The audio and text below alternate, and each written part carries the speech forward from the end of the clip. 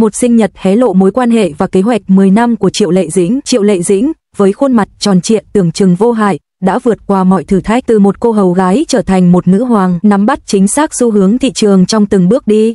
Buổi biểu diễn mừng sinh nhật tại Lục Gia Chủy chính là chiến thắng cho thành công kéo dài cả thập kỷ của cô, minh chứng cho cách người phụ nữ trẻ kiên cường này len lỏi vào thế giới danh vọng và tiền tài, cuối cùng đã khẳng định vị thế của mình trong ngành ngân hàng. Thành thật mà nói, nếu bạn ở Lục Gia Chủy, Thượng Hải vào ngày 16 tháng 10 và nhìn lên, chắc chắn bạn sẽ nghĩ rằng một ông trùm tài chính nào đó đang có động thái lớn. Trên tòa nhà chọc trời bên bờ sông Hoàng Phố, màn hình khổng lồ quý giá nhất được lấp đầy bởi 6 chữ lớn: chúc mừng sinh nhật Triệu Lệ Dĩnh. Nó sáng đến mức trông như thể bạn đang ném tiền vào mặt mình vậy. Cảnh tượng như thế này không thể đạt được bằng cách người hâm mộ gây quỹ. Đây là thủ đoạn, sử dụng cách đơn giản nhất và tàn bạo nhất để tuyên bố một điều với toàn thế giới: đừng dây vào cô ta. Giá trị thương mại của người phụ nữ này cứng như kim cương. Bạn có nghĩ rằng việc ba nền tảng video lớn gửi lời chúc phúc đúng thời điểm là một phong tục xã hội không? Sai rồi, đó là gian hàng kinh doanh. Trong thế giới người lớn không có ông già Noel và không có sự thiên vị vô cớ. Mọi thứ đều bình đẳng. Sự việc này làm tôi nhớ đến Vương Tinh, một đạo diễn thiên tài ở Hồng Kông thích làm phim giờ. Đừng để bị lừa bởi việc anh ta luôn chụp ảnh phân, nước tiểu và xì hơi. Đôi mắt nhỏ của anh ta nhìn mọi người với vẻ hung dữ. Nhiều năm trước, ông đã miêu tả Triệu Lệ Dĩnh đầy đủ chỉ trong một câu. Lúc đó tôi nghĩ, đó chỉ là một lời nhận xét lịch sự thôi. Bây giờ nhìn lại, thật ngạc nhiên, ông ấy thực sự là một nhà tiên tri. Vương Tinh khi đó cho biết Triệu Lệ Dĩnh trở nên nổi tiếng là nhờ khuôn mặt không chết người. Đây là một tuyên bố thô thiển nhưng sự thật thì vẫn ở đó. Không gây chết người, có nghĩa là gì? Nói một cách thẳng thắn, đó là sức hấp dẫn của khán giả mà Chúa đã ban cho tôi. Hãy nhìn những nữ minh tinh trong ngành giải trí, họ đẹp như dao găm vậy.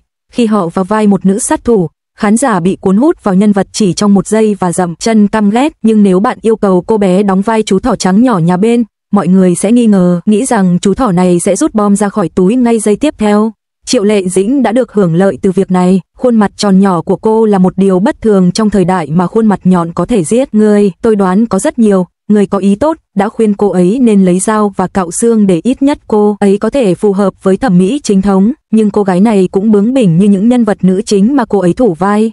Em càng nói anh có khuôn mặt tròn, anh càng dùng khuôn mặt tròn này để vạch ra con đường cho em trong vòng tròn này.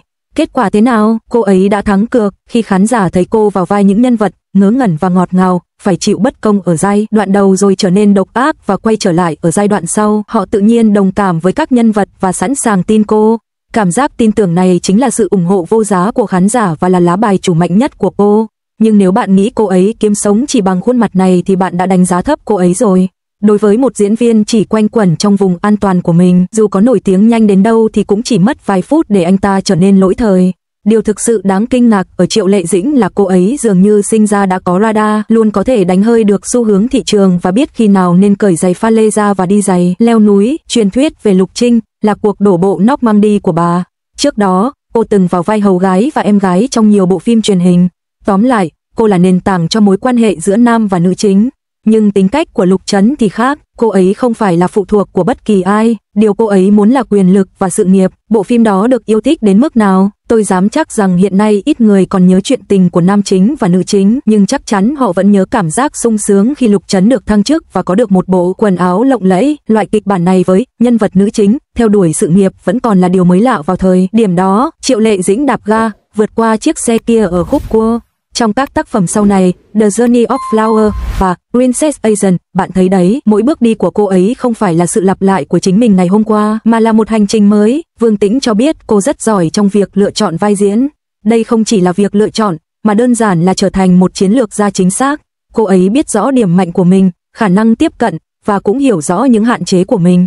Vì vậy, cơ bản bạn sẽ không thấy cô ấy đóng vai một nữ CEO độc đoán, không liên quan gì đến tính khí của cô ấy. Mỗi vai diễn của cô ấy dường như đều vượt ra khỏi con người cô ấy, nhưng có thể mang lại cho bạn cảm giác hoàn toàn khác.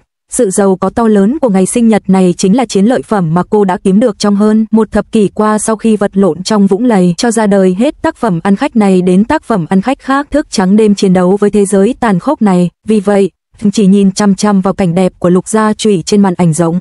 Trong suốt sự nghiệp, Triệu Lệ Dĩnh luôn để các nhân vật tự lên tiếng, tạo nên những nhân vật trường tồn, từ cô nàng tiểu cốt kiên cường trong Hoa Thiên Cốt đến Sở Kiều nồng nhiệt trong Sở Kiều Truyện, và từ bán hạ can đảm trong Phong Phong Chiêu. Mỗi vai diễn đều thể hiện một đẳng cấp diễn xuất khác nhau.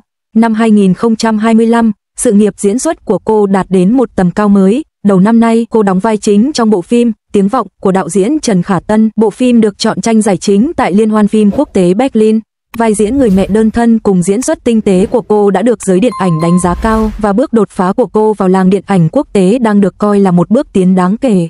Hiện tại, bộ phim Tâm lý ly kỳ, Vùng trăng sau đêm đang trong quá trình quay với sự tham gia của cô và Vương Nhất Bác. Sự hợp tác mới của họ sau thành công của Phi huyền thoại đã đưa bộ phim lên tầm cao mới ngay cả trước khi công chiếu. Vào ngày sinh nhật của cô, sự ủng hộ nồng nhiệt từ Triệu Lệ Dĩnh và người hâm mộ đã khiến cô đặc biệt xúc động. Cô đã ghi âm một đoạn tin nhắn thoại đặc biệt và chụp ảnh cùng những lá thư của người hâm mộ, trong khi người hâm mộ bày tỏ tình cảm của họ thông qua các video clip từ những năm trước và tổ chức các buổi hỗ trợ trực tuyến. Một người hâm mộ đã bình luận: từ Lục Trần đến Từ Bán Hà, những bộ phim của các bạn đã đồng hành cùng tôi suốt tuổi trẻ. Được chứng kiến các bạn ngày càng xuất sắc thực sự là một niềm tự hào. Sự ủng hộ lâu dài này xuất phát từ lòng kính trọng sâu sắc và sự tận tâm với nghề diễn của cô. Ngay cả khi đang ở đỉnh cao sự nghiệp, cô vẫn tiếp tục vượt qua ranh giới của vùng an toàn, linh hoạt chuyển đổi giữa các chủ đề hiện thực và cổ trang. Bạn phải nhìn lại và thấy cô gái mặt tròn bướng bỉnh đó đã tạo ra chỗ đứng cho mình và cho tất cả những cô gái không quá phổ biến trong vòng tròn này, nơi mọi người đều cố gắng tỏ ra thông minh. Vương Tĩnh đã sớm nhìn thấu, thứ hắn nhìn thấy không phải là một minh tinh xinh đẹp mà là một cao thủ biết dùng hết số tiền mình có, cẩn thận từng bước một trong ván bài danh lợi đồ sộ này, cuối cùng cũng giành được vị trí nhà cái. Vì vậy, bạn thấy đấy, không có sự nổi tiếng chỉ sau một đêm, tất cả đều là nhờ vào sự chăm chỉ. Sinh nhật này là ngày cô ấy báo cáo trận chiến mới nhất với thế giới. Chết tiệt, tôi vẫn có thể chiến đấu thêm 10 năm nữa.